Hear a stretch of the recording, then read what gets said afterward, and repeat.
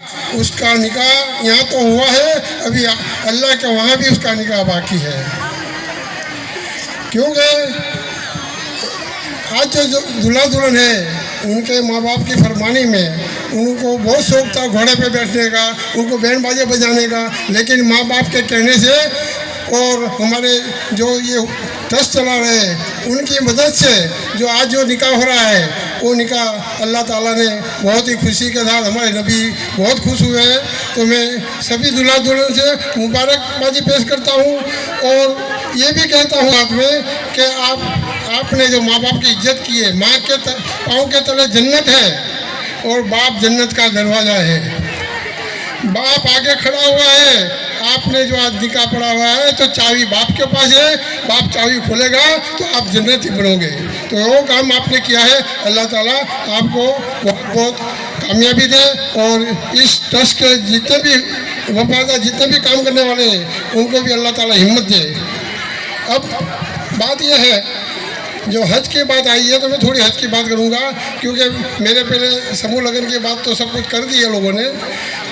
हज के लिए 2024 में कुछ भी आपको तकलीफ हो, कुछ भी आपको काम हो तो मुझे आधी रात को फ़ोन कर सकते हैं और आपके गांव में फील्ड ट्रेनर और असिस्टेंट ट्रेनर दो हमने चुने हुए हैं, हर जिले के अंदर हमने आदमी रखे हुए हैं। कोई भी तकलीफ हो तो इंशाअल्लाह उनको बात करो। अभी छली तारीख 15 तारीख है, अभी 19 से 20 हज़ार फॉर्म भरा गए हैं और इंशाअल्लाह ये दफ़ा मैं चाहता हूँ कि कम से कम 10 से 15 हज़ार हाजी गुजरात में से जाए।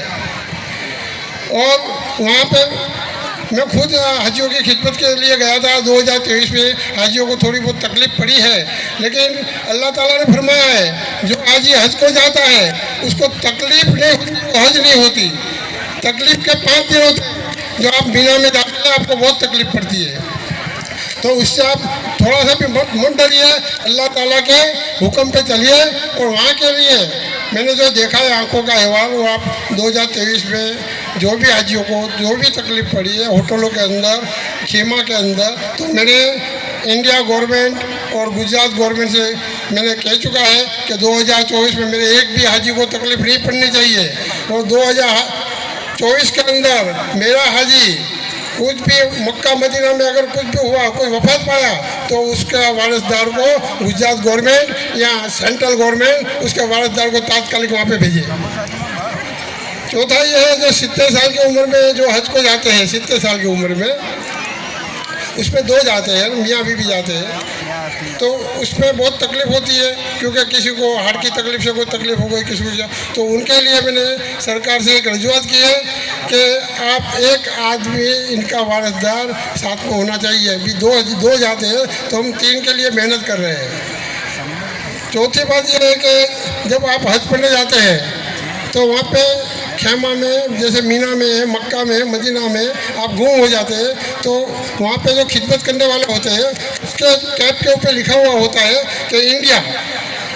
लेकिन जब मैं खुद वहाँ पे मेरा खेमा भूल गया तो मैं गया हूँ इंडिया वाले पास, तो मैंने बोला भाई मेरा खेमा किधर है, तो मुझे हिंदी नहीं आता। जब तुझे हिंदी नहीं आता तो तूने इंडिया क्यों लिखा इधर, तो बोला हम साउथ के हैं। तो मैंने केंद्र सरकार से ये दफ़ा बोला है कि गुजरात के जितने भी जो खिदमतगार जाएंगे उनके पे इंडिया लिखा होगा, गुजरात लिखा होगा। जैसे कि अहमदाबाद जिला है तो अहमदाबाद जिला होगा, सूरत हो तो सूरत होगा, ताकि हाजियों को कोई जाके तकलीफ ना पड़े।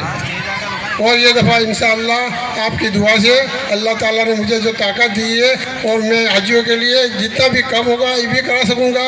गई दफ़ा जो तकलीफ है वो तकलीफ ये दफ़ा नहीं होगी, ये मेरी गारंटी है। इंशाअल्लाह अल्लाह ताला आप सबको हमें सुनने की सुनाने की तौफीक दे और आपको जो भी काम हो आधी रात को आइए। लेकिन मेरे को एक बात का दुख हुआ है कि हमारे यहाँ से जब हमारा मौलाना साहब के जो भी मुफ्ती साहब ने बोला कि नारे तक भी, तो आपके वहाँ से आवाज़ नहीं आई। तो मैं एक दफ़ा बोलता हूँ, मुझे ये जोर से बोलिए कि आनंद तक आपकी आवाज़ जानी चाहिए। नारे तकबीर, नारे रिसालत।